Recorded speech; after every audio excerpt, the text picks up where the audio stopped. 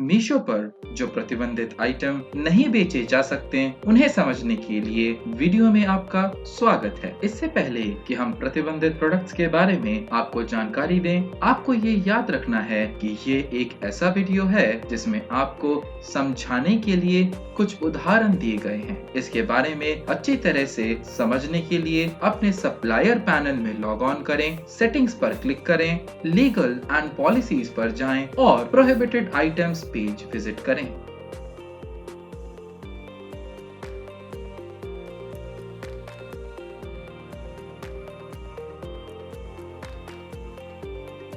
चलिए अब उन प्रोडक्ट्स की लिस्ट देखते हैं जिन्हें हमारे प्लेटफॉर्म पर नहीं बेचा जा सकता। एक, ऐसे प्रोडक्ट्स जो किसी इंसान की जिंदगी या सुरक्षा को नुकसान पहुंचा सकते हैं। वैसे तो हम मीशो पर प्रोडक्ट में नएपन और नए प्रोडक्ट्स को काफी पसंद करते हैं, लेकिन आपको हमेशा ये बात ध्यान में रखनी चाहिए कि wireless jammer, car seat belt alarm stopper और इनके जैसे प्रोडक्ट्स बहुत खतरनाक हैं जो लोगों की जान को खतरे में डाल सकते हैं। 2, हथियार और गोला बारूद। आप मीशो पर बंदूक, बटन वाले चाकू और इस तरह की चीजें नहीं बेच सकते हैं। किचन के चाकू, शेविंग ब्लेड, बागवानी के औजार या अन्य उपयोगी प्रोडक्ट्स को तब तक बेचने की इजाजत है जब तक उनके माप और आकार लागू कानून के सीमा के अंदर हो। जहां जरूरी हो वहां उचित BIS मार्किंग वाली टॉय गन भी प्लेटफॉर्म पर बेचने की इजाजत है। मीशो पर इंसानों के लिए खतरा पैदा करने वाली किसी भी हथियार को बेचने की इजाजत नहीं है। उदाहरण के लिए बंदूक, रामपुरी चाकू बेचने पर रोक है। 3, नारकोटिक ड्रग्स या इंसान की मानसिक स्थिति पर असर डालने वाले दवा जिन पर कानूनी तौर पर रोक है। नारकोटिक ड्रग्स या इंसान की मानसिक स्थिति पर असर डालने वाले नशीली दवाएं, दवा जैसे कि गांजा, हशीश, LSD या अफीम को प्रोडक्ट के तौर पर या किसी प्रोडक्ट के इंग्रेडिएंट के तौर पर मीशो पर नहीं बेच सकते हैं। उदाहरण के लिए गांजा को ना तो गांजा के तौर पर और ना ही किसी चीज में इस्तेमाल किए गए इंग्रेडिएंट के तौर पर बेचा जा सकता है। 4, जाली प्रोडक्ट्स। जाली प्रोडक्ट्स असली प्रोडक्ट्स की अनअधिकृत कॉपी या नकल होते हैं। कृपया याद रखें कि नकली प्रोडक्ट्स बेचना एक दंडनीय अपराध है। अगर आप नकली या जाली प्रोडक्ट्स बेचते हैं तो आपको मीशो पर लिस्टिंग करने से रोक दिया जाएगा और मीशो पर अर्जित M-Trusted टैग भी चला जाएगा। सोचो कि कोई आपके डिजाइन की नकली कॉपी बेच रहा है। इससे न सिर्फ आपके ऑर्डर कम हो जाएंगे बल्कि इससे आपका ब्रांड वैल्यू पर भी असर पड़ेगा। कानून आपकी और कई अन्य सप्लायर्स की डिजाइनों की सुरक्षा के लिए नकली प्रोडक्ट्स की बिक्री पर रोक लगाता है। याद रखें, अगर आपके द्वारा मीशो पर बेचे जाने प्रोडक्ट्स की प्रामाणिकता के संबंध में कोई समस्या होती है या मुद्दा उठाया जाता है तो इस बात का ध्यान रखें आपके पास उठाई गई समस्या या मुद्दे को दूर करने के लिए जरूरी ट्रेडमार्क सर्टिफिकेट या ब्रांड ऑथराइजेशन डॉक्यूमेंट होने चाहिए। 5, अश्लील या गलत मटेरियल। अश्लील मटेरियल से लोगों के दिमाग पर गलत असर पड़ता है। हम इस बात को अच्छी तरह से समझते हैं कि सभी सेलर्स को उन प्रोडक्ट्स या प्रोडक्ट्स की फीचर्स की इमेज को अपलोड करना होगा जो वे मीशो पर बेचते हैं, लेकिन सभी इमेज को प्लेटफॉर्म पर लाइव होने के लिए हमारे डिसेंसी टेस्ट पास करना होगा। हम समझते हैं कि ये टेस्ट सब्जेक्टिव है और हम सप्लायर्स के प्रोडक्ट्स और प्रोडक्ट की इमेज के हित को संतुलित करने के लिए पूरी कोशिश करते हैं। 6, प्रिस्क्रिप्शन ड्रग्स और दवाएं। मीशो पर अलग से या किसी अन्य प्रोडक्ट के साथ पैक करके भी ड्रग्स और दवाएं नहीं बेची जा सकती। 7, नशीली ड्रिंक्स। किसी भी मादक पदार्थ की सेल, स्टोरेज और डिस्ट्रीब्यूशन की कानूनी प्रक्रियाओं से गुजरना पड़ता है। हमारे प्लेटफॉर्म पर अल्कोहल वाले प्रोडक्ट बेचने की इजाजत नहीं है, लेकिन मीशो पर वाइन ग्लास, बियर मग और इसी तरह की अन्य चीजों को बेचने की इजाजत है। 8. तंबाकू और तंबाकू से बने प्रोडक्ट्स जिसमें ई सिगरेट भी शामिल है। हालांकि मीशो पर तंबाकू और तंबाकू से बने प्रोडक्ट्स को बेचना सख्त मना है, लेकिन आप मीशो पर एस्ट्रे, लाइटर और इस तरह की अन्य प्रोडक्ट्स बेच सकते हैं। पटाखे। पटाखों की स्टोरेज और परिवहन को कई कानूनी प्रक्रियाओं से गुजरना होता है और ये लोगों को बहुत ज्यादा नुकसान पहुंचा सकता है। मीशो पर पटाखे बेचने की इजाजत नहीं है। पुरानी या अन्य करेंसी। हमारी पॉलिसी के मुताबिक आपको मीशो पर कोई भी करेंसी बेचने की इजाजत नहीं है। सेलर पुराने नोटों या करेंसी को मीशो पर लिस्ट नहीं कर सकता।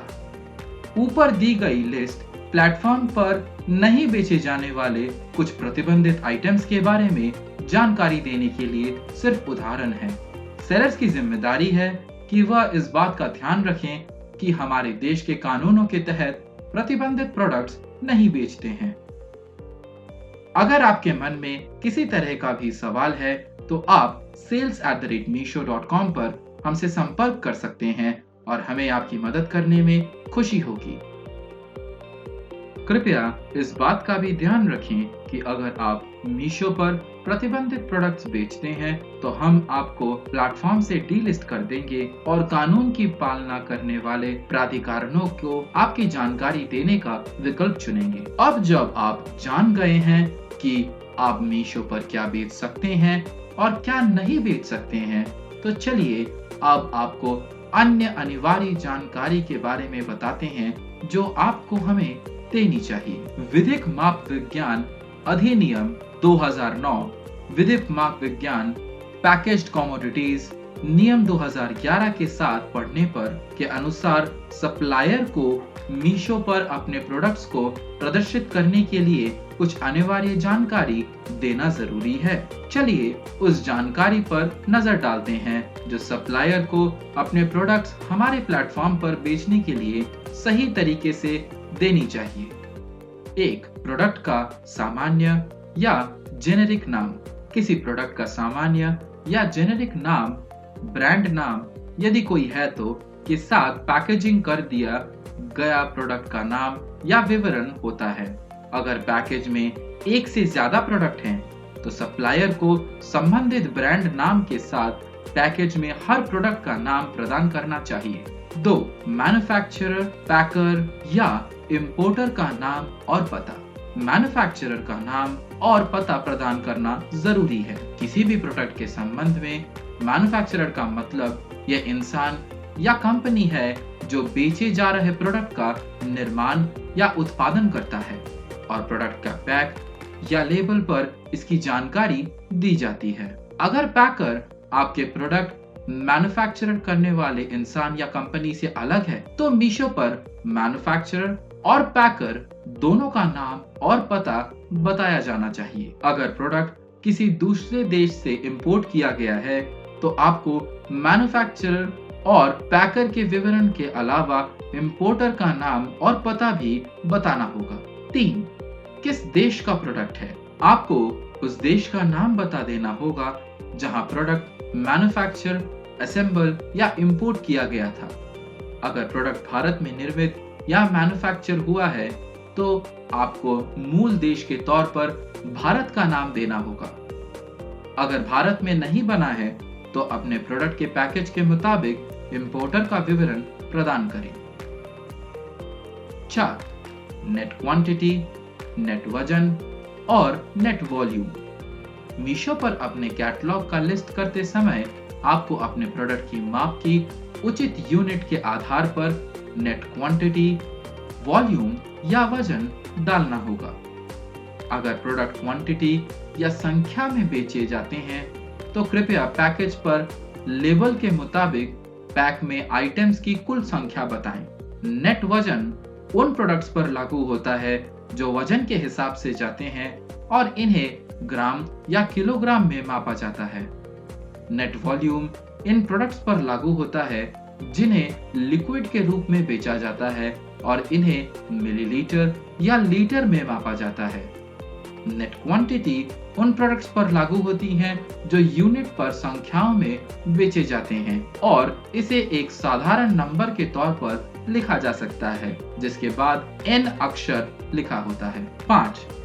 बेस्ट बिफोर, यूज बाय या एक्सपायरी डेट।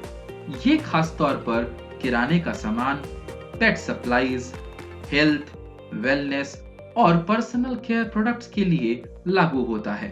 अगर किसी पैकेज में कोई ऐसा प्रोडक्ट है जो एक समय के बाद इंसान या जानवर के इस्तेमाल के लिए बेकार हो सकता है, तो ऐसे प्रोडक्ट को लिस्ट करते वक्त सप्लायर को इसकी बेस्ट बिफोर, यूज बाय या एक्सपायरी डेट बताना चाहिए।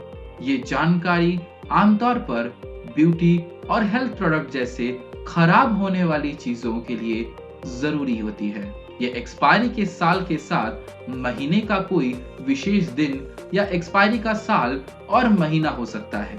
6. Maximum retail price. मैन्युफैक्चरर द्वारा प्रदान किए गए पैकेजिंग लेबल पर बताई गई कीमत के मुताबिक मैक्सिमम रिटेल प्राइस या MRP का उल्लेख किया जाना चाहिए। प्लेटफॉर्म पर बताई गई MRP लेबल पर प्रिंट MRP के समान होनी चाहिए। मीशो पर आपके प्रोडक्ट की लिस्टेड कीमत लेबल पर बताए गए MRP से ज्यादा नहीं हो सकती है। 7. प्रोडक्ट का साइज या माप। जहां प्रोडक्ट का साइज देना उचित हो, वहां सप्लायर को पैकेज में मौजूद प्रोडक्ट्स के माप बताने की जरूरत होती है। अगर एक पैकेज के अंदर अलग अलग पीस के माप अलग अलग हैं, तो हर पीस का माप दिया जाना चाहिए। अलग अलग प्रोडक्ट्स को अलग अलग तरीके से मापा जाता है। अपने प्रोडक्ट्स को मापने का सही तरीका अपनाने का ध्यान रखें। ध्यान दें, ये केवल एक उदाहरण है कि सप्लायर को विधिक माप विज्ञान अधिनियम की जरूरतों का किस तरह पालन करना चाहिए, लेकिन सप्लायर के कैटलॉग की विशेषताओं के लिए सटीक जानकारी दी गई है। इस बात का ध्यान रखें कि पूरी जिम्मेदारी सप्लायर की है। इसके अलावा कानून में किसी भी बदलाव के मामले में सप्लायर इसका पालन करने और सही घोषणाओं प्रदान करने की पूरी तरह जिम्मेदार होंगे। आप मीशो पर अपने प्रोडक्ट को लिस्ट करना शुरू करने के लिए पूरी तरह से तैयार हैं। इस वीडियो में बताई गई गाइडलाइन का ध्यान से पालन करें और अपने बिजनेस में ऑर्डर और प्रॉफिट बढ़ाने के लिए तैयार हो जाएं। मीशो पर हैप्पी सेलिंग। अगर आपको ये वीडियो मददगार लगा हो तो हिट करें सब्सक्राइब बटन पर हमारे YouTube चैनल पे